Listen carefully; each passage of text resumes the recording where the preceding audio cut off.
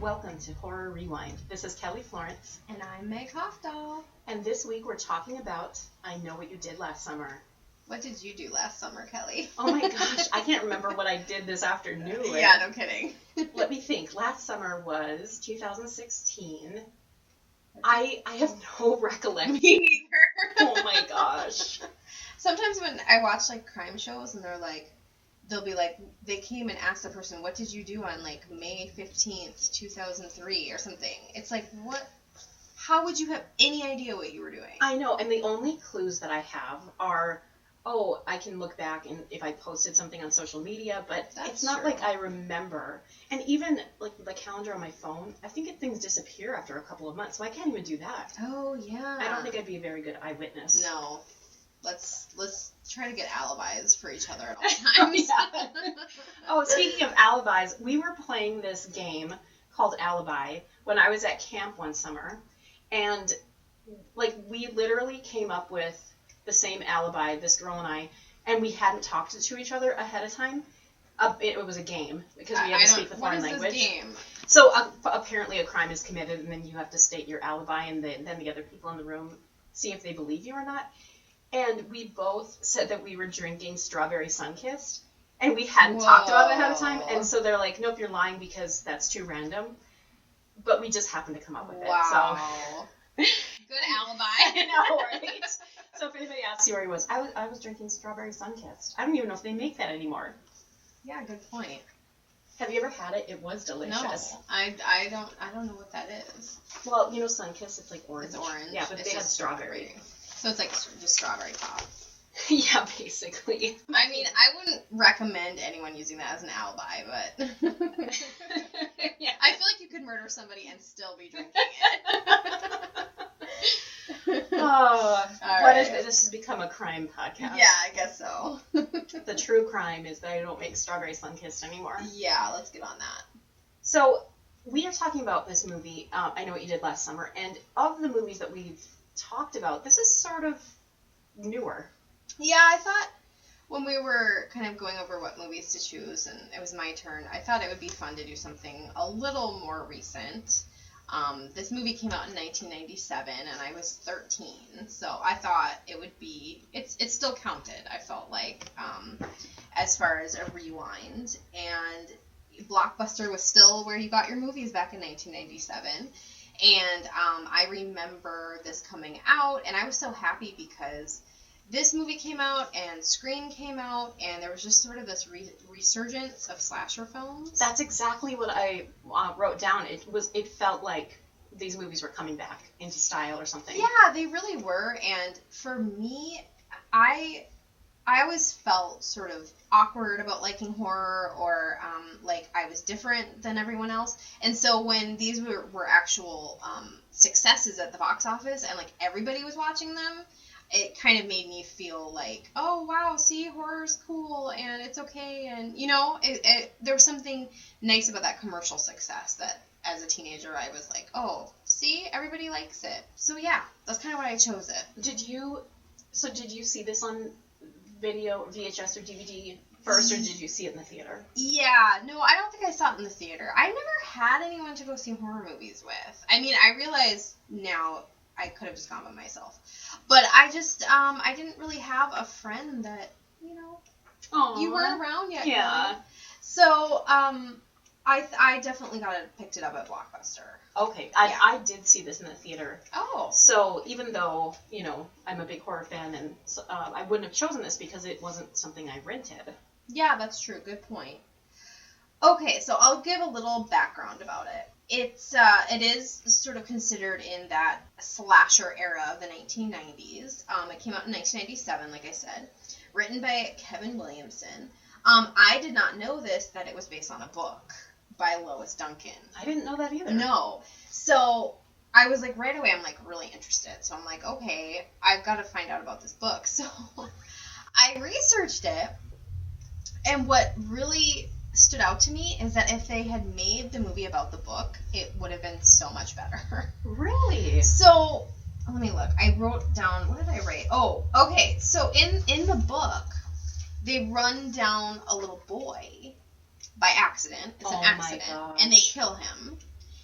And so, unlike in the movie where there's some sort of ambiguity.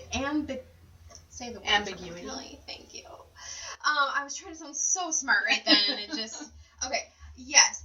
It was ambiguous in the movie because, of course, we find out that the guy died. So when I say ambiguous, I mean in the sense of morals, because in the end, they actually didn't kill him.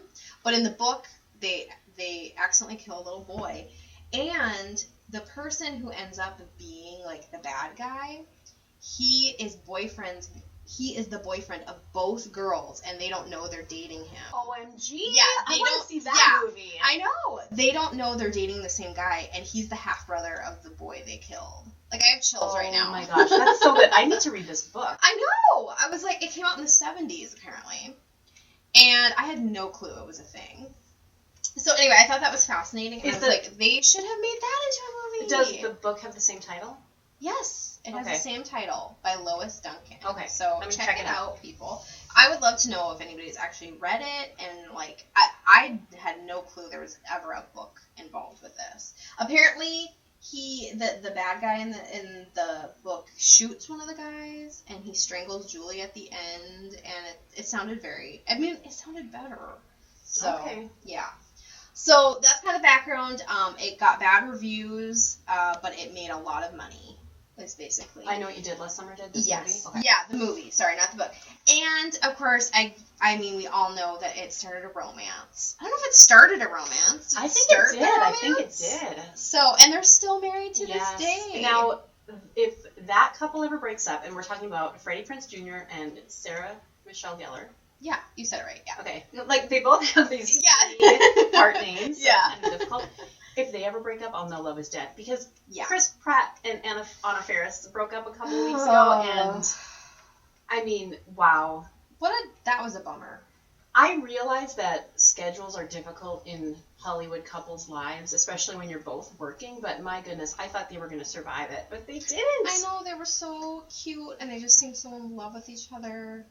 All right. Well, but Sarah Michelle Gellar and Freddie Prinze Jr. are going to make it work, right, Kelly? Yeah, they're going to be together forever. Okay, good. You heard it here on Horror Rewind. Yeah, we can predict the future. Speaking of Sarah Michelle Gellar, I was late to the party on Buffy. I remember going to see this movie in the theater. Actually, this is kind of a cool tidbit. I was going to college at the college where I now teach. And me and 3 of my classmates went to go see this movie in the theater together. Oh, okay. And so it's kind of like, I was a student when this movie came out, and now I teach there. But I remember one of the guys that I was with was a huge Buffy fan. And he was like, this is a big deal. You're going to love her and everything. And so I didn't get into Buffy until probably like 5 years ago or something. And I love it. But I remember Buffy fans being really excited about this movie. Yeah, she was kind of a big deal. And I still haven't watched Buffy. Boo! Sorry. I still haven't got around to it. So everybody, I ship Buffy and Spike, just so you know. And James Marsters is... Do they end up together?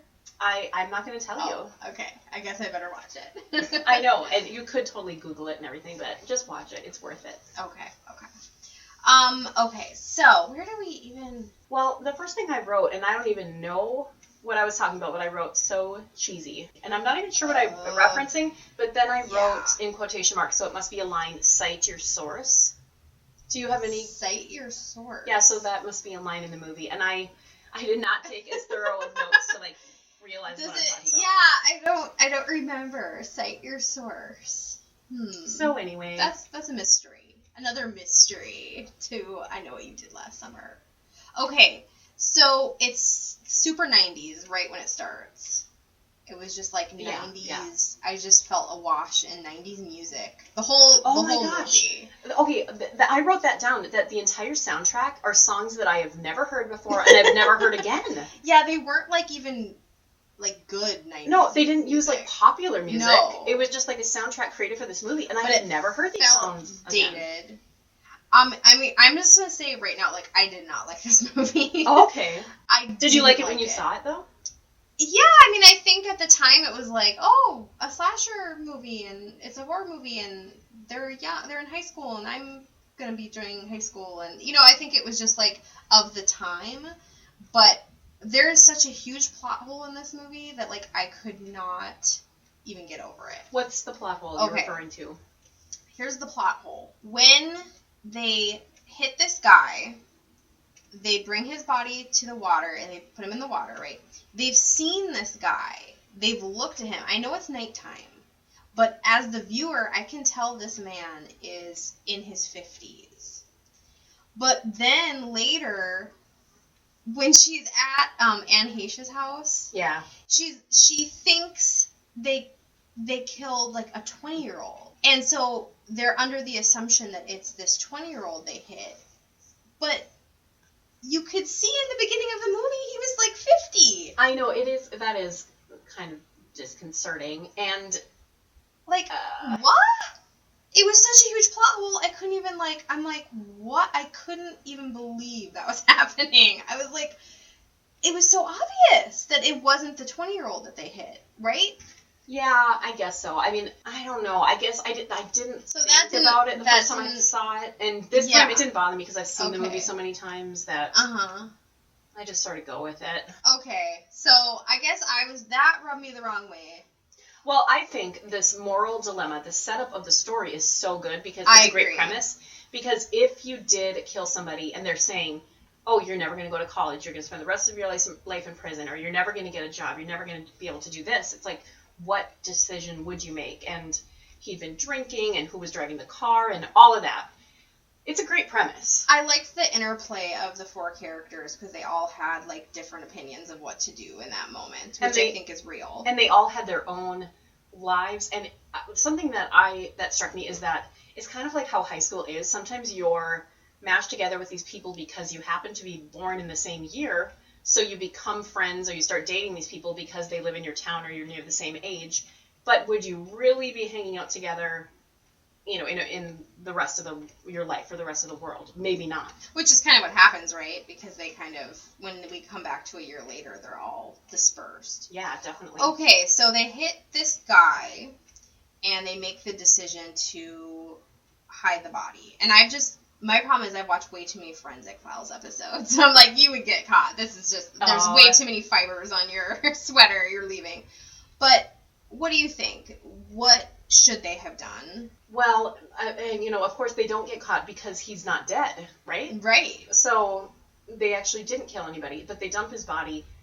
They should have called the police and just come clean, and probably, what's his name, Ryan Phillippe was the only one that really would have gone away for it, and like, too bad for him. Whatever. He was a jerk. He's a total jerk. He was just like... He has no redeeming factors. I wrote that he's a douche canoe. Yeah, he was a douche canoe, and I was really hoping he was going to die sooner. Actually, he didn't even die. Who died in this movie? The guy from Big Bang Theory. Johnny Galecki. And why did they even kill him? Did it make any sense that his character died? No, wait, because he, like, drove by at the time or something? I guess, but that doesn't even matter, because the person killing was the guy who supposedly died. I thought it was for revenge. No, because he didn't do anything. Yeah. So it doesn't make, that's why I wrote down. There's another plot hole. It doesn't even make sense that Johnny Galecki is killed. Who else dies in this movie? Does Sarah Michelle Gellar die? I don't remember, because that's how checked out. I'll be honest. I just was like, okay, she gets her hair cut. She wakes up in her haircut, and it doesn't even look bad. I know, it's like, oh no. But she's like, oh no, somebody gave me the Rachel cut. Well, like, all I could think was how fake her hair looked in the first part of the movie, because it was obviously extensions. So they could do this, yeah. This quote-unquote horrible cut that we would all pay for if we went to our hairstylist. It looked pretty. Why didn't he just murder her? Why did he cut her hair? I don't know. I don't think any of the motivations make sense. Okay. But I think, and coming back to this story, and this is what, based on the novel, that's why I want to read it now, it's so interesting that this one incident could literally change all four of their lives. And none of them got to do what they wanted to do. And even though Julie did go away to college, she wasn't happy. She was miserable. No. And even though, they didn't get caught, quote unquote, it still changed all of their lives. It did, and it was sort of like this curse that they couldn't shake. I mean, Freddie Prinze Jr., and I'm sorry, I'm not using character names, guys. Okay. Freddie Prinze Jr., he's just working at the fish boats. He doesn't really have any, like, motivation. Ryan Phillippe, I don't know what he was doing. You know, I wrote down, the next point I wrote down was that Ryan Phillippe and Freddie Prinze Jr. never did it for me, and they still don't. I mean, I think maybe Freddie Prinze Jr. seems like a nice guy, but I was never in love with him. No, I think, maybe if they had been cast in, like, a movie, it's all about the role. Sometimes you, like, see, Ryan Gosling in The Notebook, and then it's like, oh my god, where have you been all my life, Or Chris Pratt in Guardians of the Galaxy. Yeah, and now just anything after that. Exactly. But yeah, like, I just don't think they were ever in, like, a role that made me, like, fall in love with them or something. But yeah, I agree. They don't really do it for me. And, okay, Anne Heche. She implies that she had this relationship with Freddie Prinze Jr. We don't know it's Freddie Prinze Jr. yet, but she's like, Billy Blue, he was sweet on me, or we were sweet on each other. And it's like, what the heck happened? And that's really weird.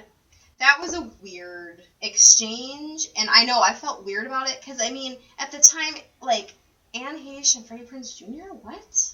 I know, like, what is happening? And she's, like, sort of, like, living in this, like, house where there's, like... I mean, but it was a nice house, but it's supposed to be, like, she's slaughtering chickens or something? I don't know. That was weird. She was supposed to be, like, the weird lady, but I don't know. I just wonder, like... I think that's miscast. It was definitely miscast, and I wonder if that was them trying to do something from the book, but, like, it didn't work. I don't know. While I was watching this, I kept thinking, I wonder what Campbell's thinking of this movie right now. Did he watch it with you? He hasn't. I have saved it, though, on the DVR because I thought I do want to get his opinion. So we'll put that up on our Anchor station after he watches it. Oh, good. Yeah, because I was just like, now I'm watching these because I know he likes to watch them with you, and I'm like, I wonder what his thoughts are on this. So what is her name? Jennifer Love Hewitt? Yeah. They all have 3 names. It's weird, right? Wait, Ryan Phillippe. Ryan Phillippe's the only one. But 3 of them do. It's hard to keep it straight. What is she up to? Oh wait, she was like in some ghost show or something, right? Oh yeah, so that was for a long time, the Ghost Whisperer or something like that. Yeah, I didn't IMDb her. Like I love to do IMDb when I'm watching these older movies, but like this seems so recent, I was almost like, well, I actually did, you know what? I did look up Sarah Michelle Gellar and Freddie Prinze Jr. and they're both like still gainfully employed. They seem like they're doing voices for video games. Okay. Freddie Prinze Jr. is doing that. Ryan Phillippe was in a show I watched like maybe a year or 2 ago. Like, did you see that one? It was like Secrets and Lies. That's what it was. Oh yeah, no. That was okay. That was all right. So I think they're all still around. Okay. Right?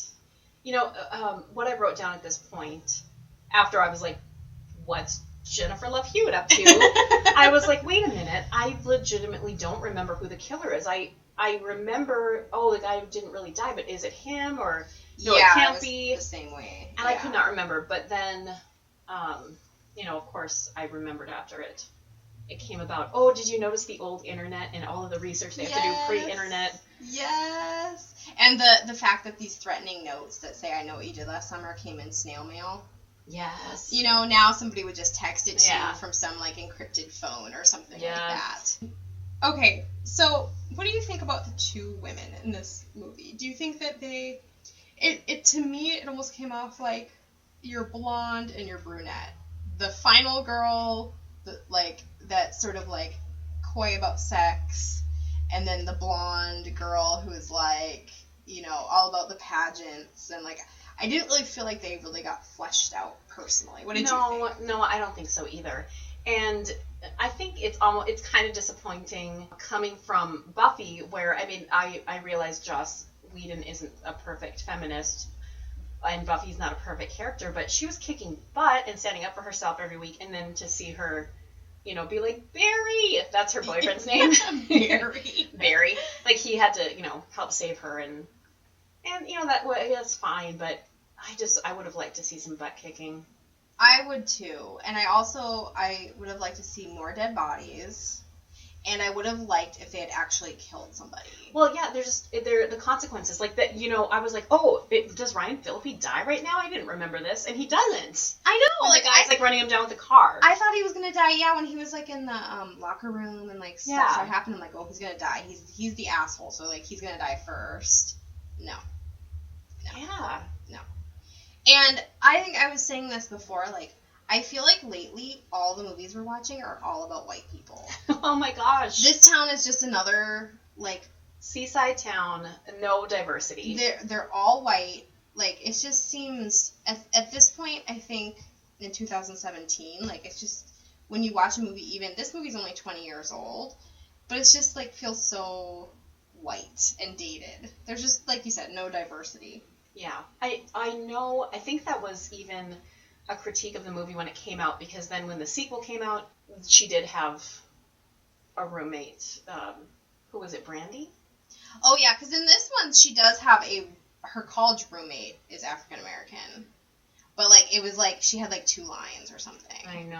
I'm like, okay, like because I feel like we've been trying to notice the Bechdel test, but I think that's another thing we need to start like noticing is like where is the diversity in these movies? And I mean, we're watching a lot of old movies.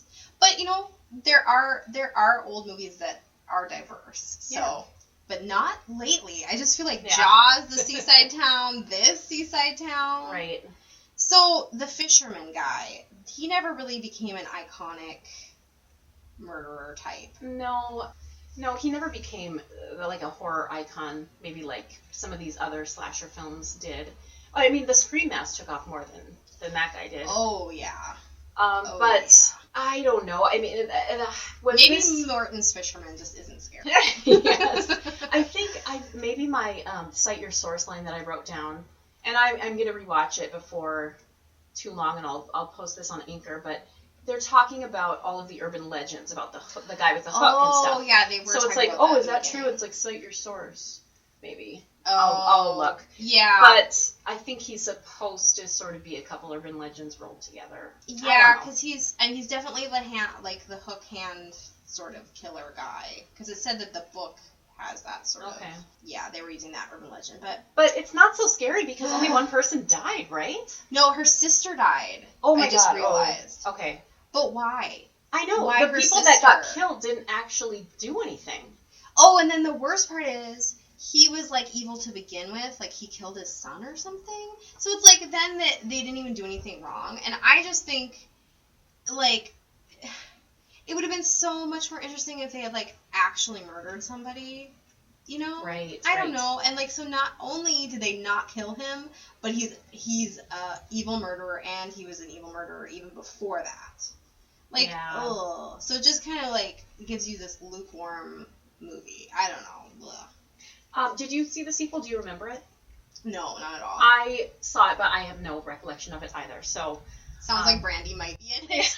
Oh God, I better look that up. Yeah. We're gonna IMDb that now. Okay, she's checking. I'll talk about something else right now. Okay, so I know what you did last summer. Slasher movies. Which ones are better? I think there are better 90s slasher movies. There's even a movie called Urban Legend that was better. I remember that one. Yeah, that one was pretty good. We're going to talk about Scream in a couple of weeks.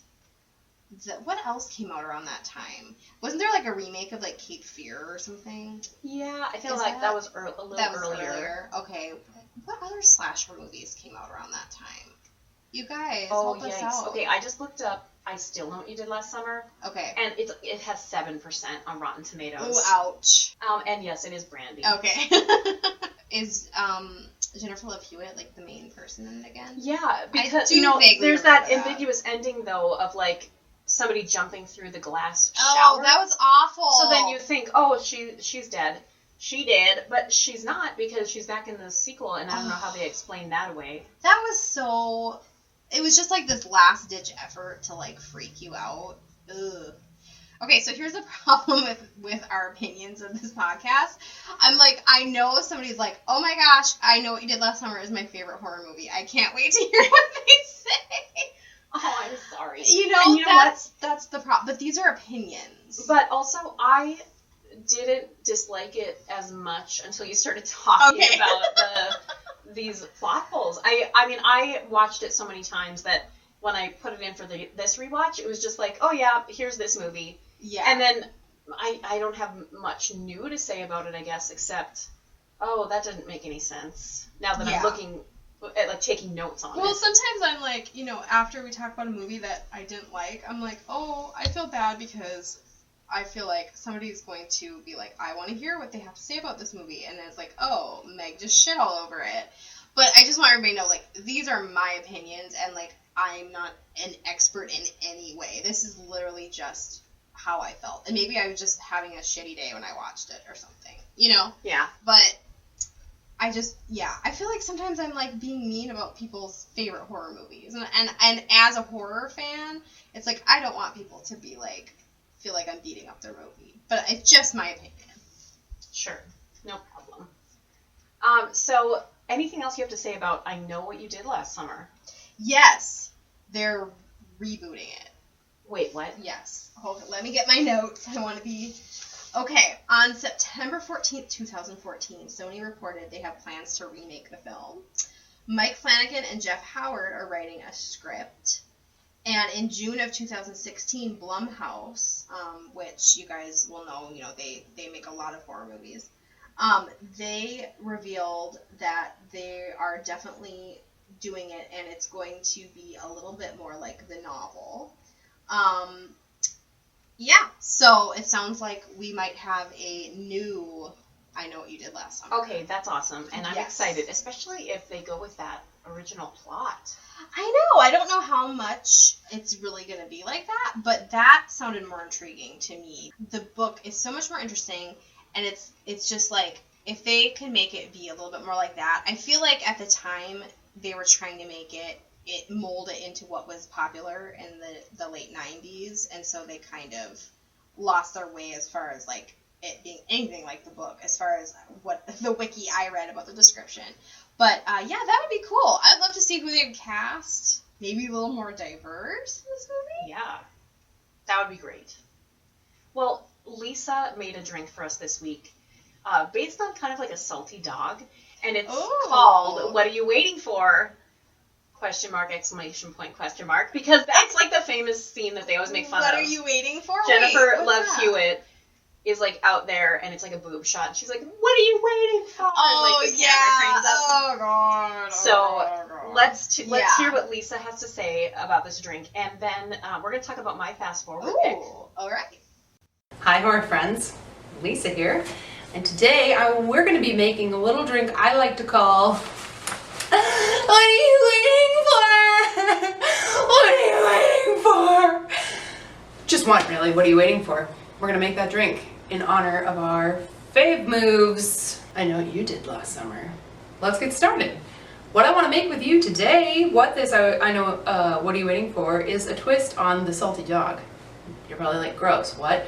Salty dog was a cocktail that many people used to drink, which is just a very basic vodka grapefruit combo with a salted glass. But I want to spice it up because this movie is full of spicy heartthrobs. Am I right? Let's put into our shaker 1.5 ounces of our favorite vodka, 2 ounces grapefruit juice, about 1 ounce of passion fruit juice. Finally, to give it the little zing it needs, grab about 1/4 of a lime and simply pour into a rimmed glass with salt. You can either use like a coarser, like sea salt, or just your standard table salt. Fine. Grab a second lime, because we're about presentation. You know I like a pretty glass. We have for you. What are you waiting for? I don't know. Let's try it. It's fun. The salt really lets you enjoy the sweet after. I hope you enjoy. Cheers, friends. Thanks, Lisa. I can't wait to try it. Nummy. So, I'm going to talk about something the opposite of what we were just talking about. Okay. Because we were talking about how there's no diversity. Do you want a diverse horror movie? I've got one for you, Meg. Okay, I'm waiting. It's called Get Out. What? Get out of here. I know. And I know that we both saw this. We saw it separately in the theater this past year, and now you can buy it, you can own it, you can rent it, and it is so good. It is so good. Okay, so Jordan Peele, who I love from Key and Peele, he wrote and directed this movie, and It's brilliant. It is starring Daniel Kaluuya, if I pronounce his name correctly. I think so. Came out in February 2017. It's got a 99% fresh on Rotten Tomatoes. I don't know who that 1% is that didn't like it because it's amazing. And it's so good. It's terrifying in a way that most horror movies I've seen lately haven't been. You know, it is, and I feel like this is why I love horror, is that you can tell such compelling, fascinating stories with horror. And this is just an example of what amazing character in particular, but other characters too. And just, oh my gosh, it's scary. You care the whole time what's going on. Like, I couldn't get up to go pee during this movie or anything. Yeah, the entire movie, you're on the edge of your seat because you just don't know. And it starts, like, the opening sequence, it feels kind of like Halloween or something. Like the movie Halloween. Oh, yeah. And you just feel like, okay, I am in this world and I'm going to be here for the next hour, 45 minutes. And I'm not going to give away the plot because if you haven't seen it, you need to go and rent it immediately. It is that good. It is so well done. And definitely it's my favorite horror movie of the year that's come out so far that I have seen. How about you, Meg? Oh, yeah, I agree. It's a good movie just in general. And then it's a fantastic horror movie. It's funny. It's, like, insightful. It's... Oh my gosh, it's everything. Yes. And I feel like I should be holding the DVD, like I know. like I'm selling copies of it or something. Jordan Peele, we will do that for you actually. Yeah, because we will. We love this movie so much. It was so good. What's your favorite Key and Peele sketch? Oh, my favorite Key and Peele sketch is when they're on the airplane. And they're like, yeah. If some Terry's getting froggy. They're talking about terrorists, but they keep using all these weird words, and they're like, I'm gonna drax them sclounce. Oh, that's And the guy sitting next to them is like, what are you talking about? I'm not part of this. Yeah, oh my god. You need to go Google that, everybody. Yes. It's really funny. Yeah. And Do you have a favorite? Block A. The one with the substitute teacher. Oh, yeah. And he's calling them all these crazy A.A. Ron? A.A. Ron and Block A. Is it Block A? I don't know. Yeah, I think it is. Oh, the other one I like is the comic, the insult comic. Oh my god, that's the best one. And that's the best Jordan one. Peele is playing like this burn victim who is transgender in a wheelchair or something, and like he cannot make fun of him because he feels too bad. But then the he's like, no, I can take it. Oh, and he's speaking with one of those things on his throat because he doesn't even have a voice box. Oh yeah, and he's like, I could take it, roast me, and then he does, and then it's bad. Oh my god, it's Key and Peele. I wish that they were around forever, but I'm glad that they're not because now they're both doing amazing things. Yeah, they are. They really are. I think Keegan-Michael Key's going to be in the new Predator movie. Oh, okay. Randomly. Do you know anything about Predator? I mean, I saw the original. I don't think I have. Okay. Ever. You didn't see Alien vs. Predator either? No. Okay. I don't think I know really anything about Predator, so I have nothing to say about Predator. Why did you bring it up? No, I'm just kidding. Good question. Yeah, Get Out's amazing. So it's around everywhere, huh? Yeah, you can buy it and you can rent it. You can own it. You can't stream it for free yet, but I'm sure it's coming. Yeah. Okay, so we need to do our rankings for these two films, and we need to base it on something from. I know what you did last summer. Should we just use The Hook? I mean, I feel like. Is that too obvious? I feel like it's too obvious, and I feel like people are expecting something better. But it's like Parade floats. Parade floats, sure. Parade floats with Sarah Michelle Gellar on them. Yes. Okay. So 0 to 10 is our ranking. 0 being you hated it, 10 being it's a perfect movie. What would you rank Parade floats with Sarah Michelle Gellar on them? I know what you did last summer. 3. Yeah. I think I'd give it a 4. Because I didn't dislike it as much as you did, apparently.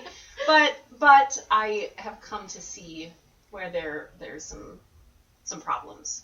Yeah. And then 0 to 10 Parade floats. What do you rank Get Out? 10. I also give it a 10. I think it is a perfect movie. Ooh. I freaking love this movie. It is really good. I've only seen it once. Have you seen it more than once? I only saw it once too. Yeah, we need to watch it again.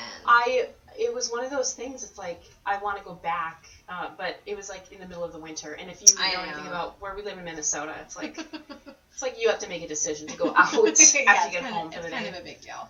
But yeah, go check it out, definitely.